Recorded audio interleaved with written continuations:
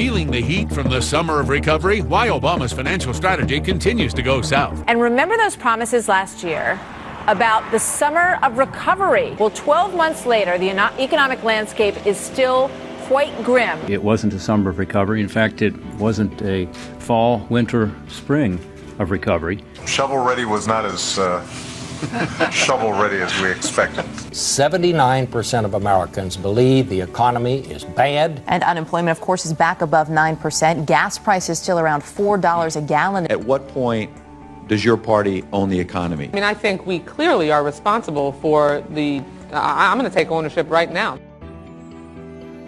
So the president is not going to be proposing a jobs bill then? You can expect the president will continue to propose additional initiatives. Well, with a 9.1% unemployment rate, why wouldn't we have a jobs bill? Well, He needs to be talking about creating jobs going forward. We've got to create jobs. Job growth won't occur until you get government out of the way. Washington government just needs to get out of the way. New fallout today after a testy meeting between White House Chief of Staff Bill Daley and business owners. On one hand, the government's telling you to invest in this, and you've got other government agencies dragging you down. And this can't go on. And this is just one small vignette. There's going to be thousands, as I said, around the country of things that are happening where the government continues to throw sand into the gears of progress. We got to change. There's not much I can say, to be frank with you. It is your typical sort of bureaucratic stuff that's hard to defend.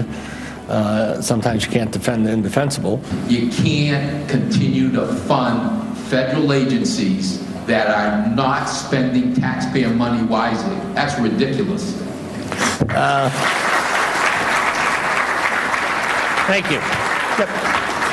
One example that just leaps to my mind in terms of the national picture is just looking what has happened with the NLRB. The judge is holding hearings in Seattle to determine if Boeing can open a production line in South Carolina. It's amazing at a time when we're looking for jobs all over the country that the board would carelessly jeopardize the jobs of thousands of people. And a right-to-work state has a lot to offer, and that's why you see growth. If they make it this hard to locate in a non-union state, it also means they won't go to the union states. Far from improving the economy, the president has made it worse. Unfortunately, the policies being employed by this administration are making it worse. His policies are making the economy worse. Washington is making things worse. The things the president's done, the things that the Democratic leadership here in the Senate have advocated, they're not working. The national debt will reach 100% of GDP by the end of 2011. This year alone, the federal government will spend $3.7 trillion